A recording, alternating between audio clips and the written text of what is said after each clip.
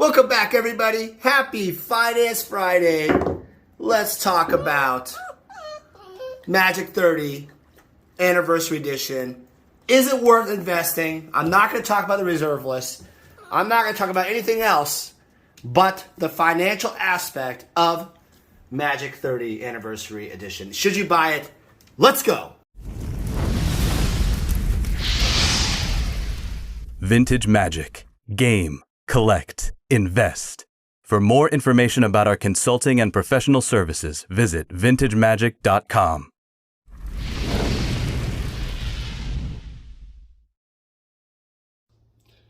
All right, guys, welcome back. Welcome back. Happy Finance Friday. Hope you guys are having a great week. All right, so my video about the Magic 30 Anniversary Edition got a lot of views comparative to my other videos because I don't think I had a very, community sentiment view on for the players, and I'll have to address some of that later on. But this video is the financial aspect of this Magic 30 Anniversary Edition set. I think, obviously, there's been a lot of posts about the calculations of, is it worth it? Is it not worth it? Recently, TCG Player put out this statistical calculation. What was the odds of you pulling a Black Lotus? It was like $24,000.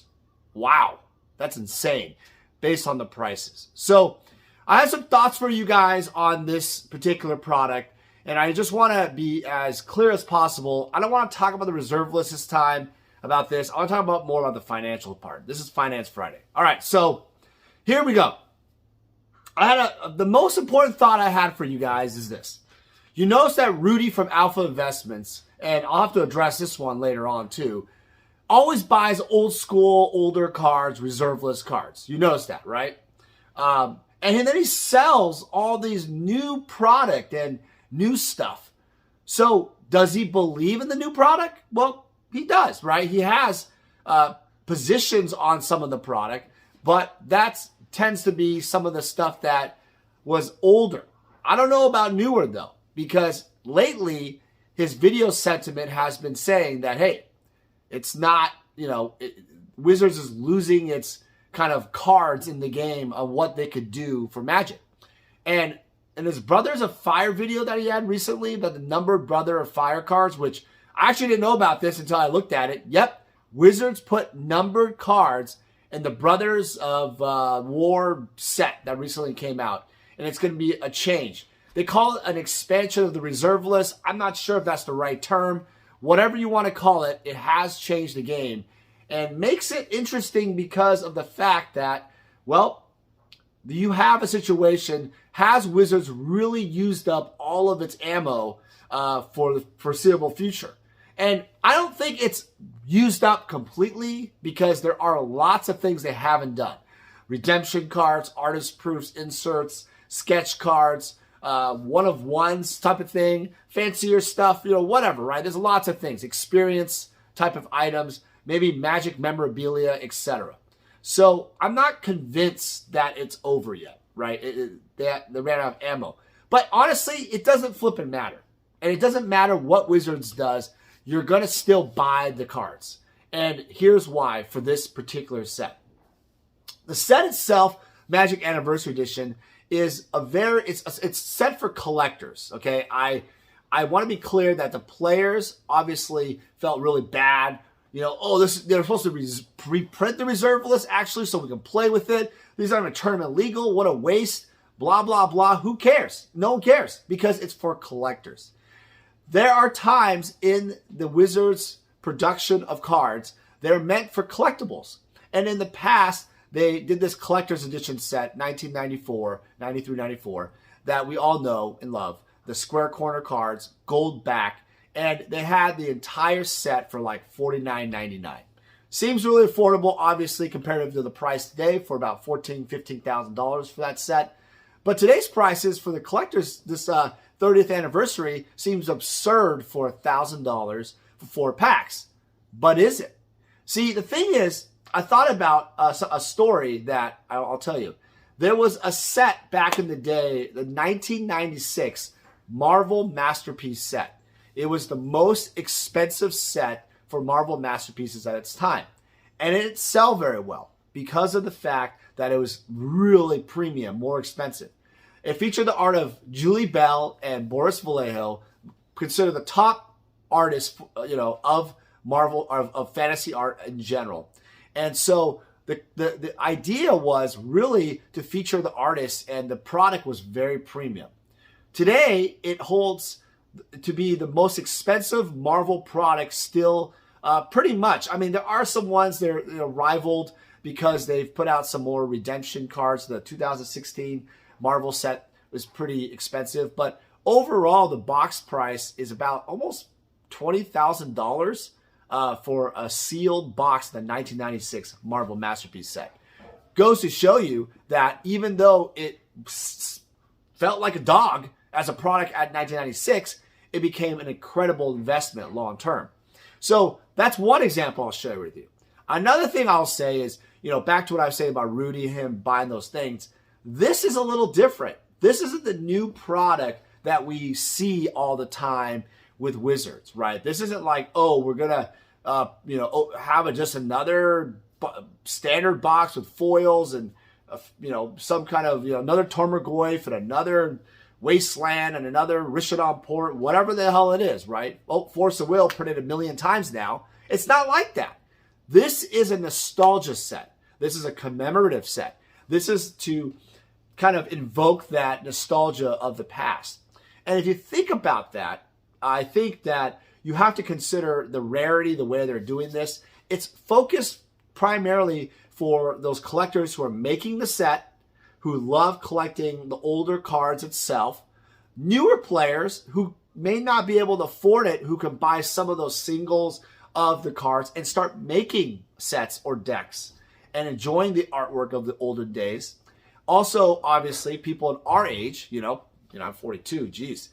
Us old people, effectively, can get those cards, still meet those artists who are still around and get them signed, get artist proofs, prints, etc., right? So it brings back that kind of love, right? And that's kind of what's going on with the marketplace in general. The retro, the vintage, the collectability. Another thing I'll mention to you guys is grading. The grading aspect of this is very good, is very unique, because you have a situation where you now have a Black Lotus, which is it's definitely going to be a 5-figure card in a BGS 9.5 PSA 10 format, probably even raw, depending on what the vendors, buy them for, etc. Right? So my feeling on this product is that adds like another indirect collectability that people don't even factor, because of the fact that, the graded market produces even more massive noise and collectability. And even, it could obviously spread to other collectors who buy other sets. Set collectors just want to get, a set graded. Or it doesn't have to be a perfect 10 or whatever. It can be 9, 8, whatever, right? They want to own a piece of the Magic cards. But I have to say, if you open them right out of these packs, they're going to be pretty amazing condition. So I have no doubt we're going to see some really good grades on them. Let's talk about like the price point. Four packs for $1,000, 250 pack. So I mentioned this 1996 Marvel Masterpiece set, and I know the entry point seems ridiculous, but I want you to think of it from this point of view. I know it's a little hard because some of you guys have probably never done some of this stuff, but I've done it, and I'll explain. There's a word called indulgence in life. Indulgence. Indulgence is something that people, we all indulge in our own way. You might be going to a restaurant, might be going to a Michelin 3-star restaurant, might be driving a Ferrari, might be buying your first Mercedes, it might be buying just a brand new car in general of whatever you can afford. Indulgence varies based on your net worth and what you can afford, right? This set is the true indulgence set for a collector. For a modern day set, it is by far the biggest price point, the biggest indulgence you'll ever have. But does that mean it's a bad investment? And I actually have to say, it's actually going to be, in time, I believe, one of the most forgotten investments people should have jumped on, people should have done.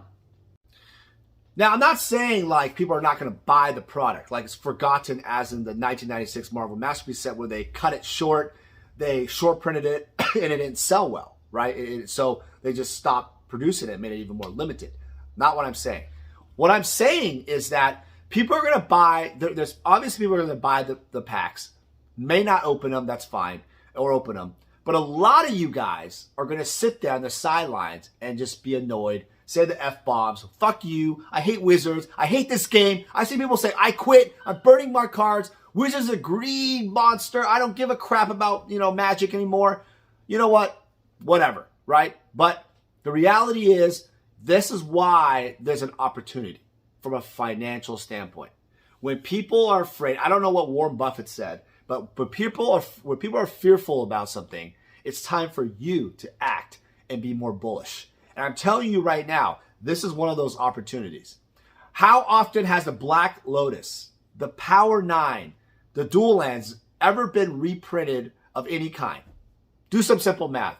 30 years. You guys are crying about something that hasn't happened for nearly 30 years. Now, I've heard the posts, seen the posts. Oh, well, they're going to do this every 5 years now. Why not every year, Dan? You might as well reprint the set every year. A 31 edition.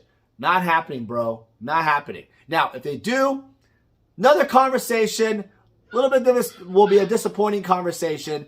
I guess that's the downside risk that you could have if it happens. But to be honest with you, this is the first.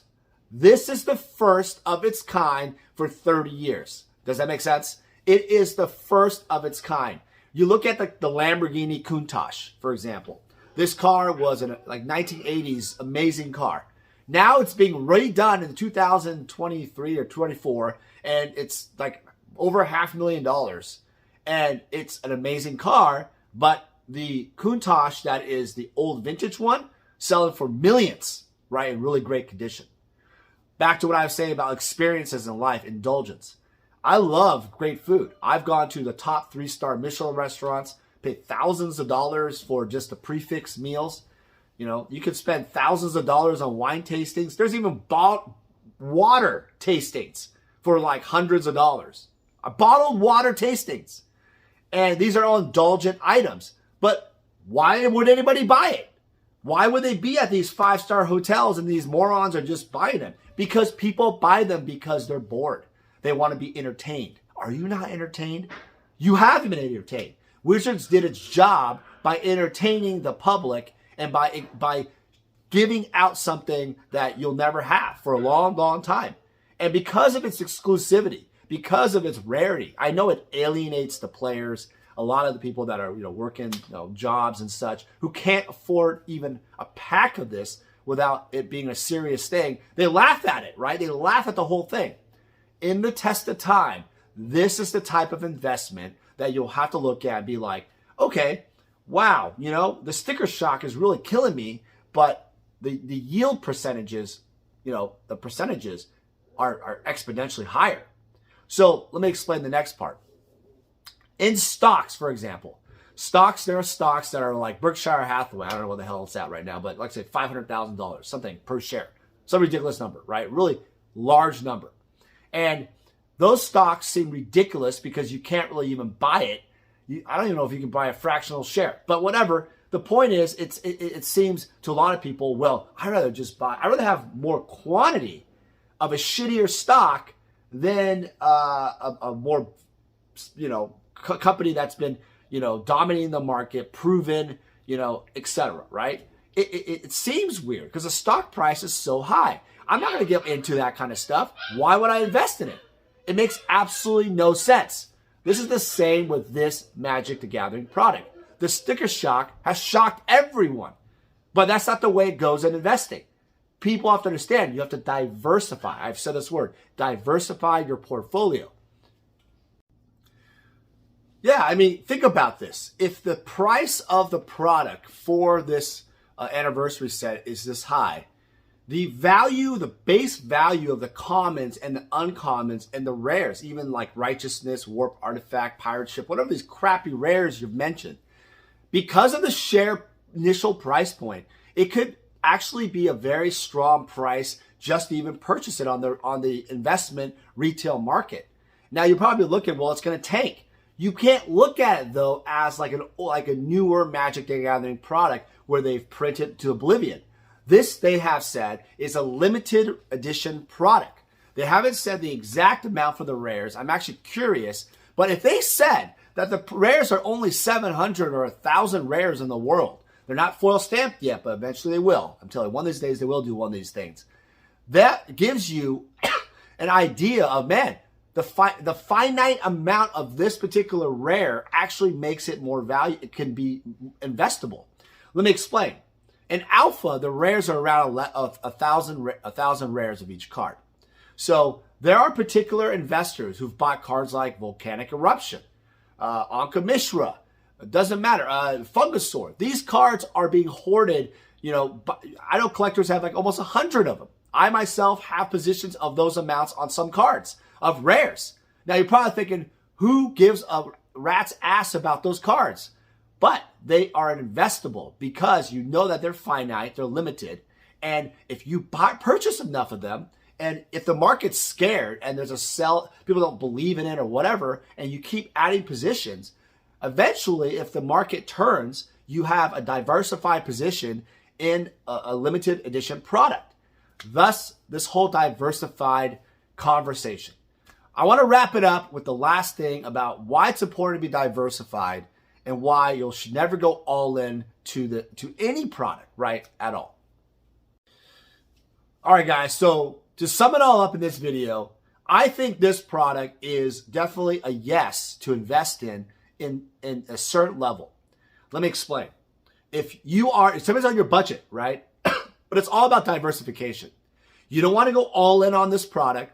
You want to buy singles when you can. I'm saying singles are the way to go, especially even commons and uncommons, because they're still pretty rare. They're very rare because the entry point is so high. These cards might get bashed in pricing really bad if there's some kind of sell-off. And especially as a dealer, I'm telling you, if you get people selling out to you and stuff, I would buy it in a heartbeat because I have a feeling that the print runs in general are going to be crazy low. In addition, I also think that the rares are going to be insanely valuable in time, especially those 3X rarity ones, the old frame ones, which brings a nice, little diversity to your portfolio. Sure, it's not alpha or beta, Arabian Nights, etc., but it's still investable. And while a lot of you guys are probably going to say, Dan, there's a lot of other investments you can have than this product, I would argue and say sometimes going against the grain and investing in things that are unique have made a lot of money. And I, for one, can tell you, I have made millions of dollars off Magic the Gathering, millions of things that people never believed that would go up, never believed that they would ever go up high, fast, or whatever. And they did. And it's been a great blessing and a great honor to be a part of it. Good luck out there. Have a great Hey everyone, it's me, Daniel with VintageMagic.com. I want to share with you more about how we handle consignments. So to begin the consignment process, we actually need to start with the consultation service. In this consultation, I will determine what you're looking to do. And generally, consigners usually tell me, hey Dan, I'm looking to sell my items and maximize the value of their collection. After we determine through the consultation, I usually like to do an appraisal process. And an appraisal process in terms of a consignment is more fitted towards authenticity and valuation for current market values. From there, after a contract is crafted and signed, we will then receive the items from you. The reason why our consignment process is very thorough is we also identify cards that could be graded so then they can maximize higher dollar values. So the payment process is very simple. Once we have sold your items, you'll get an updated ledger and we will process payment for whatever form of payment you need. As a consignor, you're gonna experience our white glove service. What that means is I'm gonna personally handle your collectibles from beginning to end. And rest assured, the client that purchases your collectibles will also receive the same white glove service. It's a signature service that I really pride myself on in working closely with my clients. Vintage Magic. Game. collect, invest. For more information about our consulting and professional services, visit vintagemagic.com.